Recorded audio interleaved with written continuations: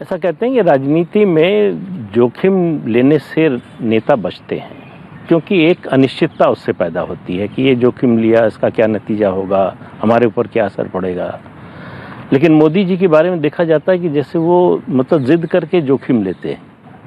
आप नोटबंदी का फैसला देखिए, 3 तलाक, अनुच्छेद 370।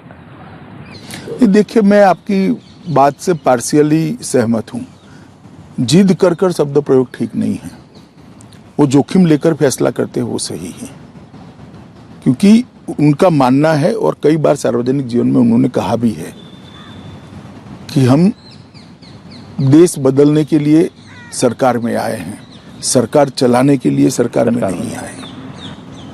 हमारा लक्ष्य देश के अंदर परिवर्तन लाना है। 130 करोड़ की जनता को विश्व में, दुनिया के सबसे बड़े लोकतंत्र को विश्व में एक सम्मानजनक स्थान पर पहुंचाना है, जो जबकि पोटेंशियल सालों से यहां पड़ा है। हमारा युवा धन पश्चिम और अमेरिका की ओर न जाता अगर ये फैसले सालों पहले हो गए होते तो, जो आज हो रहे हैं। मैं किसी का क्रिटिसिज्म करना नहीं चाहता, मगर वो इसलिए नहीं डरते हैं कि सत्ता में बने रहना लक्ष्य नहीं है।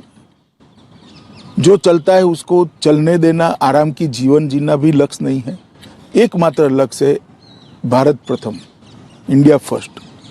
ये लक्ष्य लेकर वो चलते हैं और इसीलिए इसी में से दृढ़ राजनीतिक इच्छा शक्ति का निर्मित होती है।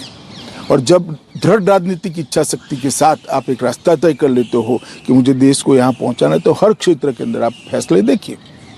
नोटबंदी का फैसला और कोई ले ही नहीं सकता, मैं आपको बताता हूँ। इतना बड़ा फैसला उन्होंने लिया और हमारी टीका करने वाले जो करेंगे वो करेंगे, मगर मैं बताता हूँ इससे देश के अर्थतंत्र के माहौल में बहुत बड़ा परिवर्तन आया कि नहीं, ये सरकार का व्हील है, काला धन नहीं चलेगा।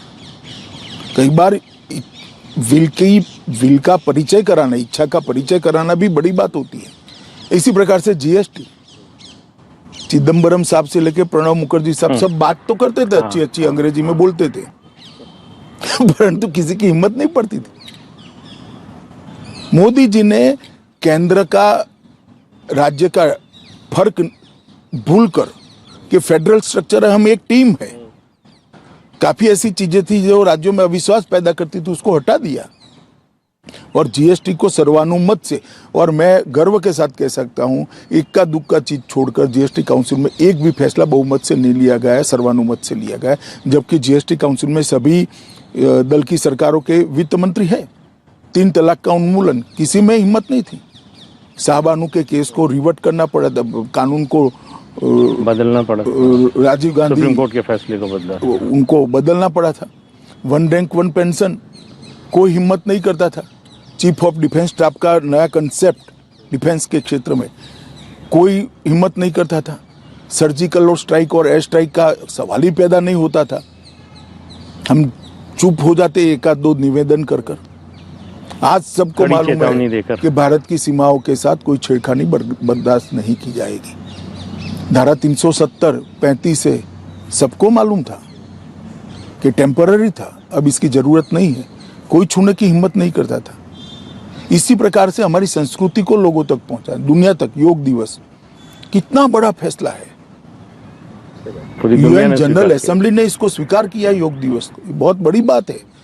भारतीय संस्कृति का इतना बड़ा एक्नॉलेजमेंट शायद ही कभी हुआ होगा। पेरिस समझौता, बड़े बड़े देश ये लक्ष्य को घोषित करने के लिए, प्राप्त करने की बात छोड़ो, घोषित करने के लिए झिझकते थे। मोदी जी ने कहा कि ग्लोबल वार्मिंग और जलवायु परिवर्तन को रोकना है तो यही एक रास्ता है। इंटरनेशनल सोलर अलायंस और ढेर सारे ऐसे फैसले उन्होंने जो लिए, वो मैं मानता हूँ नई शिक्षा नीति और ढेर सारे फैसले। आर्थिक सुधार का तो एक पूरा इंटरव्यू आर्थिक सुधार पर हो सकता है, इतने सारे आर्थिक सुधार उन्होंने किए। तो ये मजबूत इच्छा शक्ति वाले प्रधानमंत्री के अलावा ये हो नहीं सकता है।